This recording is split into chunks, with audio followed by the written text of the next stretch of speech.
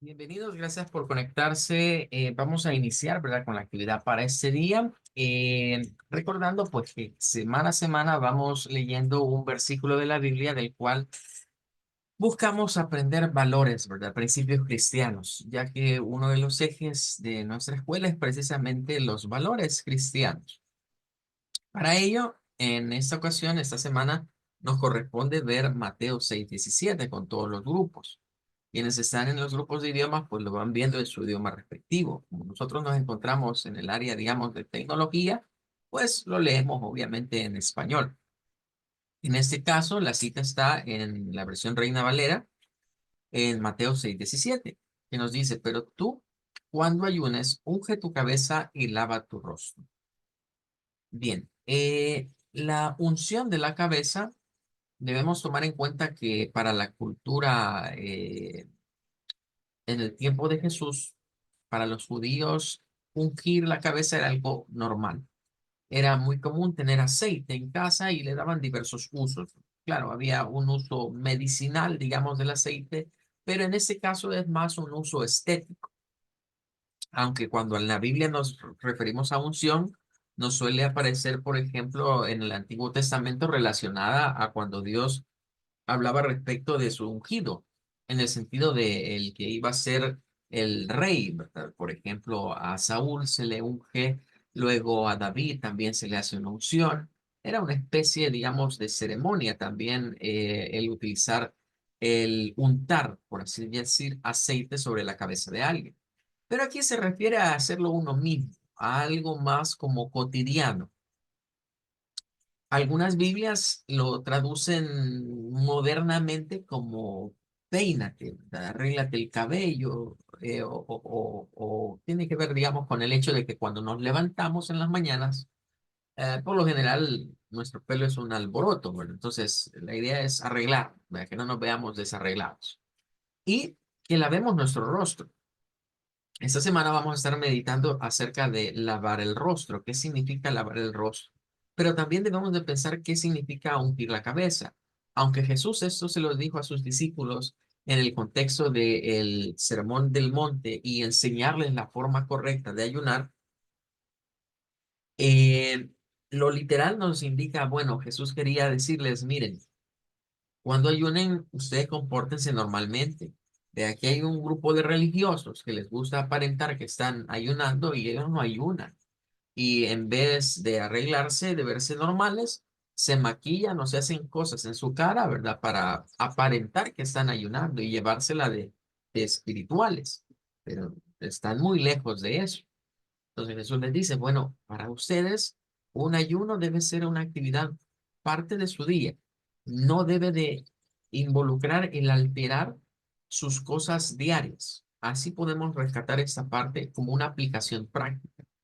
En las otras clases vamos a hablar de otras aplicaciones, porque claro, la Biblia siempre tiene una aplicación práctica de nuestra vida, pero una aplicación espiritual también. No debemos de escapar el hecho de que el aceite y el agua representan cosas importantes siempre en la Biblia. Y si Jesús se refirió al ayuno y en el ayuno involucró algo que se hace con aceite y algo que se hace con agua, pues es de pensar en esas dos partes también. Pero vamos a dejar hasta acá lo que sería la reflexión y vamos a continuar ahora con nuestra clase. Estamos introduciéndonos al área de algoritmos. El día de ayer dimos algunos conceptos básicos de lo que vendría siendo y nos quedamos describiendo aspectos que debemos de tomar en cuenta cuando se realiza un algoritmo. Partamos de la idea o de la definición simple de que un algoritmo no es más que una serie de pasos que nos conllevan a resolver una determinada tarea. Basándose en ese concepto, pues hemos dicho, mire, cuando se va a ejecutar un algoritmo, debemos determinar lo que se conocen como las primitivas, acciones primitivas propiamente. Definíamos el concepto de una acción primitiva en términos de algo que va a ser ejecutado teniendo todos los elementos para llevarse a cabo.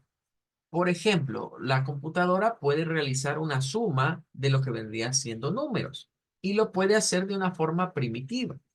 porque solo necesita que se le ingresen los números y ella realiza la operación. Entonces, para toda acción primitiva debemos considerar que tenemos, por así decirlo, los insumos necesarios para llevar a feliz término una acción o un producto. Es como que pensemos, mire, a mí se me ocurre hacer un pastel. Entonces, una acción primitiva para hacer el pastel sería reunir todos los componentes, es decir, todas aquellas piezas que involucran la producción de ella. Ahora, eso es lo que definimos. Primero, necesitamos saber cuáles son las primitivas con lo que vamos a partir. Si no tenemos claro eso, posiblemente el algoritmo, al irlo ampliando, así como veíamos en la clase de ayer, vayamos encontrando alguna información extra, algunos detalles que nos van a ir sirviendo para llevarlo a cabo. Pero es más conveniente hacerlo desde un principio, sentarse un momento a meditar si tenemos todo lo que necesitamos o no. De hecho, si lo comparásemos con la Biblia, esto de las primitivas de las que partimos es como cuando Jesús dijo, ¿verdad?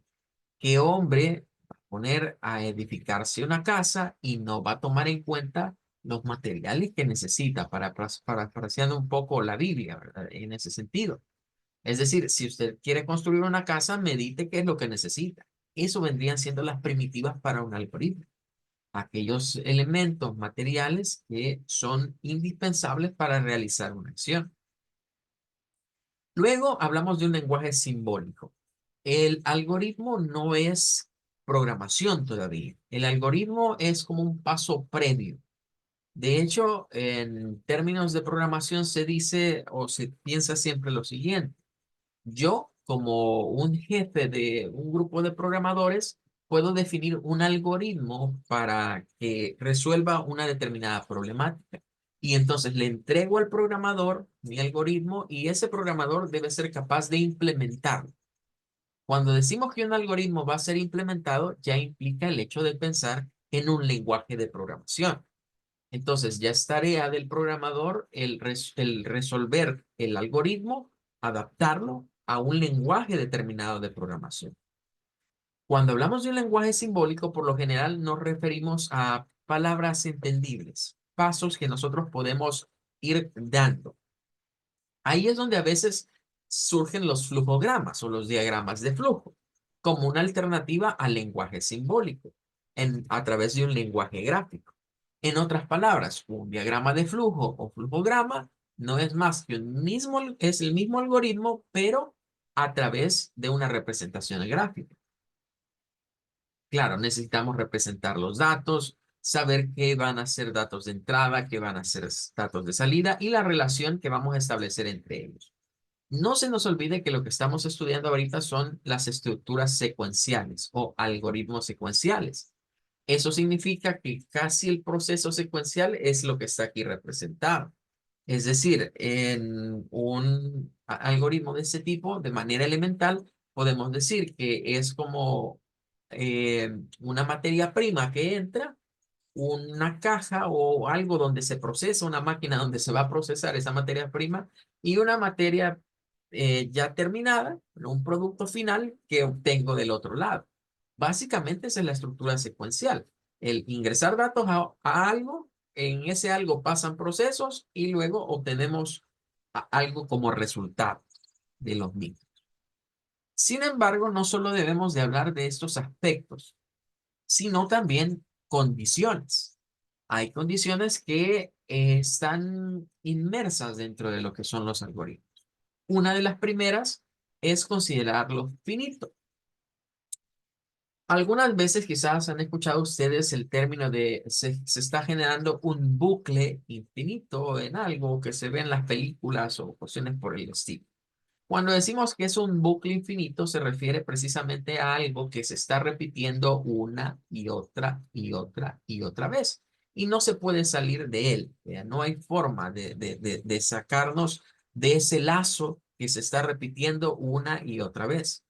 Aunque podemos diseñar algoritmos que tengan ese propósito, no son, digamos, de lo más funcional. Lo funcional es que tenga un principio y un fin. Eh, Ya que estamos adentrándonos al área de programación, al área de la lógica computacional, al área de los algoritmos, yo acostumbro a decir en clases muchas veces, cuando abordamos esta materia, que los algoritmos tienen algo de dosis divina. O sea, el funcionamiento al cual el ser humano ha llevado a las computadoras, a todo lo que se programa hoy en día, la robótica, las inteligencias artificiales, todo lo que es tecnología, tiene algo que definitivamente está basada en leyes divinas o leyes bíblicas, si lo queremos ver de esa manera. Para muestra un botón. Cuando hablamos del sistema binario, ayer decíamos, el lenguaje en el que las computadoras funcionan es el sistema binario. El sistema binario reconoce que solo hay dos posibles valores, o es cero o es uno, o es cierto o es falso, o es verdad o es mentira. Si nos vamos a la Biblia, bueno, ahí encontramos un montón de veces que Dios dice, bueno, escoged bien a quién sirváis, ¿verdad? Si al bien o al mal. Si querés la bendición o la maldición. Y la Biblia plantea muchas cosas de esa forma, cosas binarias. O estás conmigo o estás contra mí. O sos de los míos o no.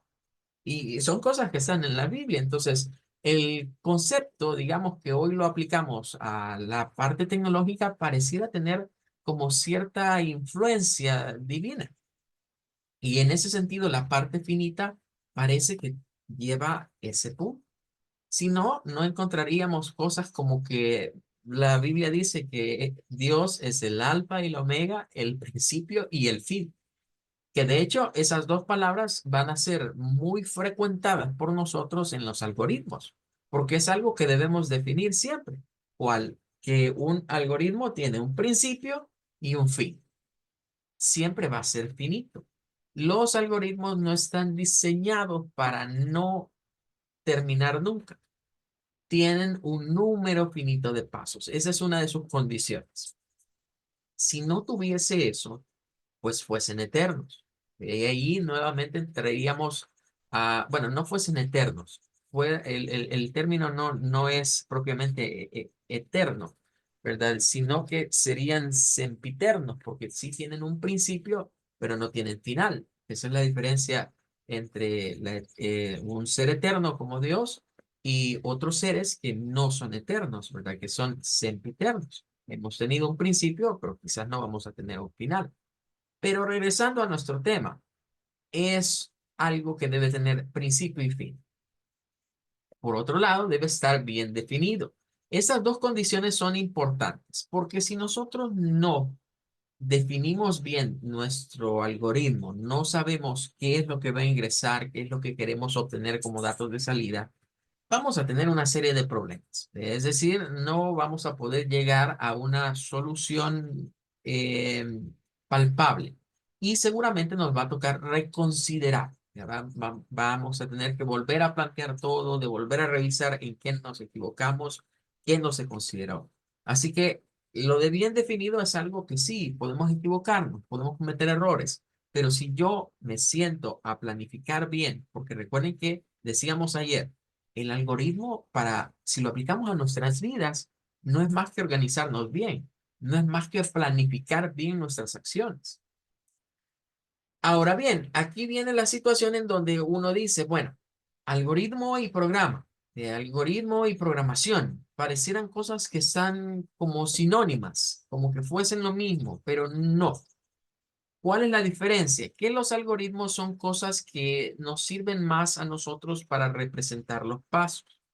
Hoy en día, como se asocian a lo que serían muchas tecnologías de redes sociales, nos hacen pensar que son como programas, o se ha llevado a la idea de programas. Pero lo que sucede es que un algoritmo tradicional no puede ser interpretable por una computadora. Decíamos que que tenía que existir una traducción entre el lenguaje de alto nivel, por ejemplo, que ni siquiera es un algoritmo, ¿verdad? Es ya un lenguaje específico que trasladase eso a un código binario, en donde entra lo que se conoce como la compilación de un código en un lenguaje de programación. Entonces, el algoritmo no es algo que esté preparado para nosotros introducírselo ya a una computadora y que ésta comience a realizar ciertas operaciones. Debe ser preparado previamente en un pseudocódigo, por ejemplo, y ya luego en una codificación. Ahora, cuando los programadores comienzan a tomar práctica, a veces comienzan a saltarse pasos. Los diseñadores de soluciones lo que hacen es un algoritmo. Cuando la solución está planteada a través de un algoritmo o un flujograma, puede ser llevada a un pseudocódigo, que todavía no es un código, por eso se llama pseudocódigo, o sea, parece, pero no es un código. Y del pseudocódigo se lleva a la codificación. Es lo que se suele hacer, digamos, en este proceso. Bien, ahora, tenemos algunas definiciones por acá importantes que vamos a considerar. Esas ya son definiciones teóricas de un algoritmo. Ya es como la definición escrita. No es la idea que habíamos dado en un principio. Nos dice que es un procedimiento computacional bien definido, eso se cubre con lo estructurado, toma un conjunto de valores de entrada y produce un conjunto de valores de salida. Esa es una definición que básicamente nos dice, bueno, los algoritmos necesitan datos de entrada, necesitan datos de salida. Y con ellos lo que van a hacer es un proceso de manera general. La segunda definición notarán que es un poco más extensa. Esa nos dice que son pasos lógicos y estructurados que dan la solución a un problema. Luego dice, la importancia radica en desarrollar un razonamiento lógico matemático. Es decir, que la lógica que se utiliza acá es la lógica matemática. No es otra lógica, porque hay un montón de lógica, ¿verdad? Pero la que vamos a usar acá es la lógico matemática. Para esto se aplican metodologías, resolución de problemas. Vea, pueden ser propias de la asignatura como matemática, química, física o áreas afines. Todas las ciencias exactas ingresan muy bien en lo que es el área de los algoritmos y van casi de la mano. Son cosas afines, en donde podemos utilizar tanto razonamiento deductivo como inductivo. Esta definición es un poco más detallada, ¿verdad? Y ya tendríamos una idea más clara a qué nos referimos con un algoritmo. Bueno, ahora, ¿cómo se pueden representar los algoritmos? De esto ya adelantamos un poco. Los algoritmos pueden ser representados a través de un pseudocódigo o de un diagrama de flujo. Aunque nosotros podemos hacer un algoritmo representado en acciones, como los que veíamos en el día de ayer, ¿verdad? Donde poníamos literalmente escribir las acciones, no es lo más común ya al momento de programar, porque eso quizás aplica para acciones diarias o cosas que se vuelven parte de una rutina o situaciones en las cuales se nos presentan problemas que no necesito una computadora para resolver. Pero si yo estoy pensando que voy a utilizar una computadora para resolver un problema, el algoritmo lo voy a representar a través de un pseudocódigo o de un diagrama de flujo. El pseudocódigo es más escrito. El diagrama de flujo es más una representación gráfica. Bien, cuando hablamos de que es un pseudocódigo, esto significa que es algo que está casi, parece, nos engaña y parece un código de algún lenguaje de programación, pero no es ningún lenguaje de programación. Vamos a llamar o vamos a conocer como pseudocódigo a un lenguaje, ¿verdad? En general, que nos va a permitir a nosotros ya pasarlo a un lenguaje específico. En otras palabras, yo puedo tener un algoritmo para resolver una determinada problemática implementado en pseudocódigo. Y un programador, por ejemplo, alguien que se especializa en programar con C, le doy el pseudocódigo y ese programador es capaz de adaptarlo a programación en C. Si hay alguien que sabe programar, por ejemplo, en Python, pues entonces le doy el pseudocódigo y él sabe adaptarlo a Python. Si hay alguien que programa con Java, pues le doy el pseudocódigo y él lo adapta a Java. Y así con cualquier lenguaje de programación. Es decir, el pseudocódigo es un, por así decirlo, es un previo a un lenguaje en específico de programación. En teoría, vea, yo puedo tener muchos pseudocódigos y a partir de los pseudocódigos implementarlo en el lenguaje del que yo tenga interés. El proceso de solución es universal y va a seguir los lineamientos del pseudocódigo. Pero hay ciertas acciones, vamos a conocerles como directivas en algunos lenguajes de programación, que de acuerdo al lenguaje de programación se escriben de manera diferente en uno y otro. No todos siguen la misma dinámica, por eso es que hay tantos lenguajes. Ahí es donde el pseudocódigo nos permite tener una idea general de qué es lo que haría un código, para qué serviría, y luego se adapta. En la práctica, muchos programadores se saltan el pseudocódigo. Es decir, como se especializan en un lenguaje de programación, cuando se les presenta el desarrollar una solución en X lenguaje en el que ellos sean conocedores o expertos, ellos se van a codificar de un solo en el lenguaje, saltándose el pseudocódigo. En la práctica eso es muy habitual, es muy común. ¿Ya? Pero, por ejemplo, si estuviéramos trabajando en un equipo de programadores, lo ideal sería trabajar con pseudocódigos. Vea, por eso nos dice, la traducción de un algoritmo escrito en pseudocódigo a un programa en un lenguaje de programación determinado es relativamente simple. Eso significa que se escriben acciones sencillas. Y hoy en día los pseudocódigos se pueden hacer hasta en español, pero antes era una tradición hacerlos en inglés o utilizar las directivas, las acciones que se iban a ir dando en inglés. Pero hoy en día es muy común hallar pseudocódigos escritos en español y en otros idiomas. Pero no es todavía una codificación. Ahora, vamos a usar algunas herramientas, ¿verdad?, que sirven para los pseudocódigos. Estas palabras, ¿verdad? Vamos a encontrar palabras claves como estructuras de control, declaración de variables y características de modularidad. También algún tipo de sintaxis, ¿verdad? En lenguaje natural. Cuando hablamos lenguaje natural es, por ejemplo, decir asignar. Es una operación que se suele realizar. Utilizar operadores aritméticos también, ¿verdad? Suma, resta, multiplicación, división, potenciación. Algo otros operadores lógicos también, ¿verdad? Se pueden ir utilizando. Todo eso iría dentro de las herramientas que vamos a ir aprendiendo para lo que es un pseudocódigo que nos representa un algoritmo. Ahora, vamos a hablar, claro, de una metodología para diseñar lo que son los algoritmos. En primer lugar, se nos presenta un problema. Un problema puede tener muchos algoritmos para resolverlo. En este sentido, yo podría decirles, mire, los algoritmos funcionan como ese dicho popular de que todos los caminos llevan a Roma.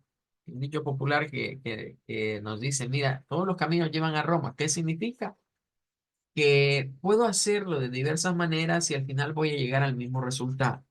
Entonces, nosotros, dependiendo de la óptica que tengamos, podemos ver aquello que se dice el vaso medio lleno, el vaso medio vacío. Bien. O el vaso que le falta una parte para ser llenado por completo. O el vaso que le falta vaciar una parte para quedar completamente libre. O sea, el vaso medio vacío hay un montón de formas de verlo. Y ya dependerá de lo que cada quien considere. Todas posiblemente tengan una respuesta lógico-matemática, valedera. Pero debemos considerar que un problema no siempre va a tener una única solución. Hablamos a veces de un conjunto de soluciones. Para ello, pues vamos a hablar de muchos algoritmos para resolverlo. Entonces, ¿cómo saber cuál algoritmo es el más eficiente para aplicarlo? Debemos conocer algunas características de los algoritmos. En otras palabras, aquella frase de que el fin justifica los medios, en este aspecto no nos va a aplicar o vamos a tener que cambiarla. ¿vea? Porque si el fin justifica los medios, significa que no importa cómo lo resuelva, si lo resuelvo, está resuelto. Aquí vamos a tratar de ser eficaces y eficientes, que son dos términos que a veces se consideran sinónimos, pero no es lo mismo. La eficacia no es lo mismo que la eficiencia. Entonces, esas características nos van a permitir que nuestros algoritmos sean eficaces y sean eficientes. Lo eficaz, pues significa algo que resuelve el problema. Eso ahí para lo eficaz aplica eso de que, eh, bueno, si lo resuelve, no importa cómo, pero lo resuelve. Pero ahí viene la parte de la eficiencia. La eficiencia dice que tiene que ver con la eficacia en términos de usar los menos recursos posibles.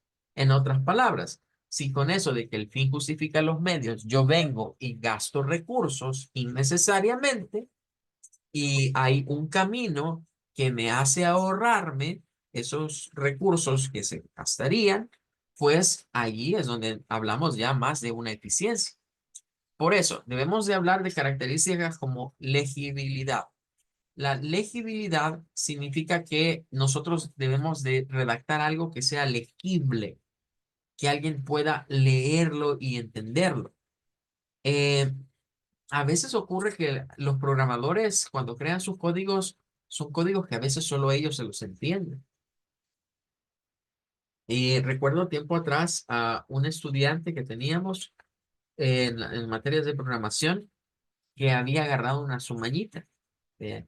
Y cuando me presentaba los ejercicios le decía, mire, hay que hacer algo aquí porque, o sea, usted entiende lo que ha puesto ahí y le pregunté, porque en las variables acostumbraba a poner nombres de mujeres. eh, y algunos nombres yo los identificaba, eran personajes de videojuegos. O sea, mujeres que son, que salen en videojuegos. Sería, por ejemplo, Lara, haciendo alusión a Lara Croft.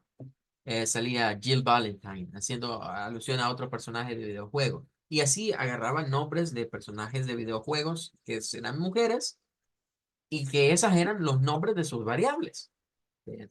Entonces dejábamos los ejercicios y cuando era la hora de revisar, comenzaba a ver ese código y pues, a ver esos nombres. Le llamé, ¿verdad? Y le dije, mira, fíjate, quiero hablar contigo sobre esta situación. Reconozco los nombres que están aquí, ¿ve? Y en un principio me pareció gracioso que hicieses esto, ¿ve? Sí, es que fíjese que, pues sí, así me acuerdo más, está bien, digamos, para tu forma de ver está bien, pero para mí, que te lo estoy revisando, no es correcto, porque para mí es más entendible de que si estamos calculando, qué sé yo, una renta, que la variable se llame renta, o que si lo que estamos buscando acá es una depreciación, que la variable se llame depreciación. O sea, es más legible para mí el leer esto de esta forma que pongas estos nombres extraños. Viene alguien, yo como un tiempo he sido un poco gamer, pues reconozco los nombres, pero te aseguro que alguien que esté mayor que yo y que sea programador no te los va a reconocer. O si tenés a tu jefe de programación y le llegas con esto, pues va a decir que tenés algún trastorno detrás de todo esto. O sea, que sea algo que se entienda. Eso tiene que ver con la declaración de las variables. ¿Cómo vamos a declarar las variables? ¿Qué nombre les vamos a dar? Que sean nombres que cuando alguien lea el pseudocódigo rápidamente diga, ah, ya sé qué es esto. No que ande perdido y quién es la Jill Valentine y quién, y esto qué es. Vea, porque así los ponía, vea, ponía Lara Croft dividida entre Jill Valentine. Bueno, era su rollo.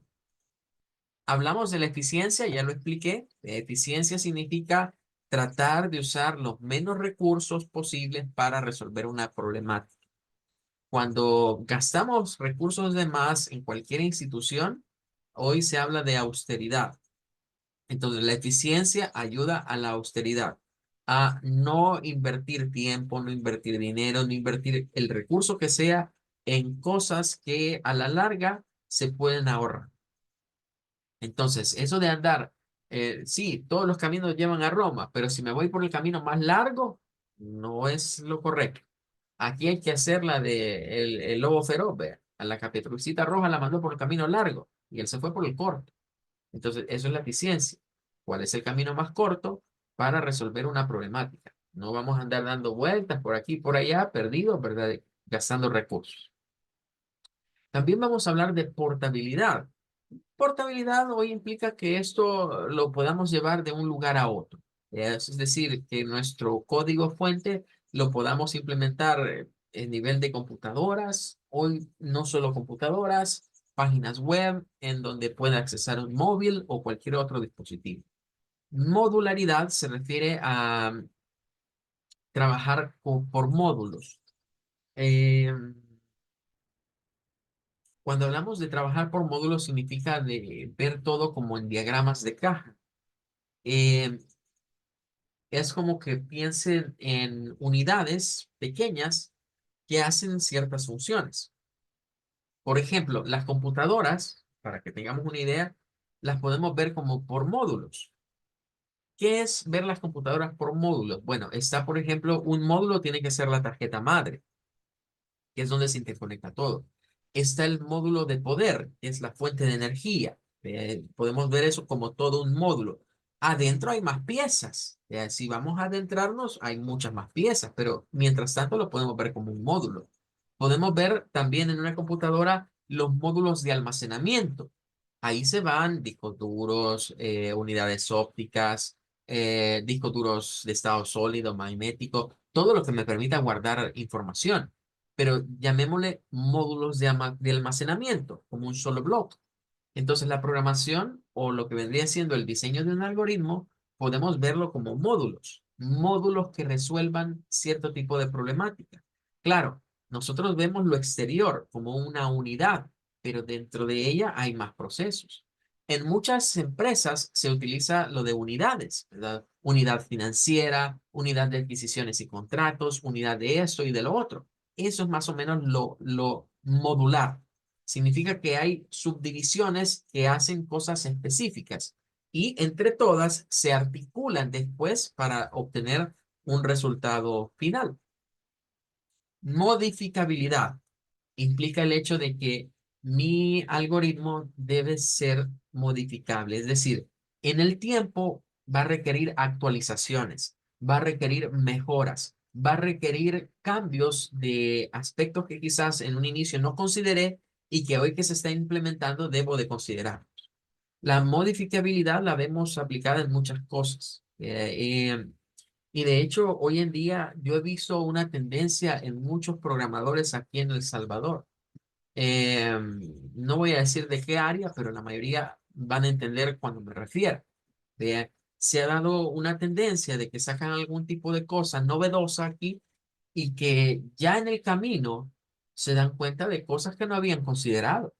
Les da tanta premura mostrar algo, un servicio o algo a la población que no se ponen a meditar si está bien diseñado. Y al momento en el que ya lo tienen que lanzar, vea, porque si no quedan mal ante ojo público, ahí resulta que se caen los servidores, que se caen los servicios, que se llenan, que se abastecen, que no funcionan. ¿Por qué? Porque hubieron cosas que no consideraron en su diseño. Pero, a pesar de eso, dejaron la modificabilidad accesible.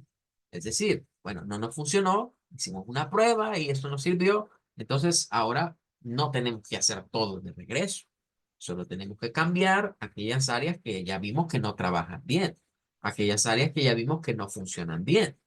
Esa es la característica de que algo sea modificable, que podamos hacerle cambios. Y la estructuración está relacionada con la parte de la modularidad. Es decir, trabajamos por módulos, significa que hay una estructura. Hay un orden posiblemente jerárquico en donde se van a realizar ciertos diseños o ciertas operaciones. Bueno, hasta aquí habríamos hablado entonces de lo que es el algoritmo, ya tenemos una definición mucho más amplia y ya habríamos hablado cuáles son las características que debemos de seguir al momento de un diseño de un algoritmo. pero hay algo más. Luego viene la parte de la programación estructurada. Ya cuando hablamos de programación estructurada, ya tenemos que ir pensando en que si decimos que hay una estructura, significa que no es algo antojadizo. O sea, debemos de seguir cierto orden lógico. Cuando nosotros utilizamos una programación estructurada, vamos a tener ventajas, ¿verdad? Para escribir código, para verificar el código, depurarlo y mantenerlo. Es importante destacar que cuando hablamos de escribir, pues significa el diseño inicial. Verificar son pruebas que normalmente hace el programador. Aquí siempre surgen pruebas. La depuración es cuando el programador quizás no consideró algún tipo de situación o a veces en la mente del programador está, diría yo, lo lógico, ¿ya? O sea, el orden lógico, pero ocurre que el usuario sigue otra lógica. Entonces, a veces se diseña algo que yo como programador considero esto se va a usar así, así, así. Hago el manual y digo, esto lo tiene que usar así, así, así. Pero viene el usuario y el usuario no lee el manual y hace las cosas como él quiere.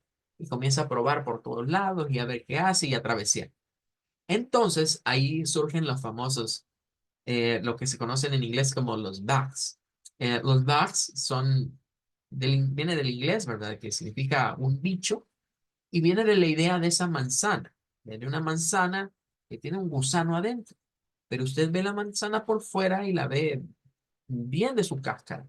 No sabe que por dentro hay un área podrida donde ese gusanito ya comenzó a hacer su trabajo. Cuando la parte, la muerde, se lleva la sorpresa.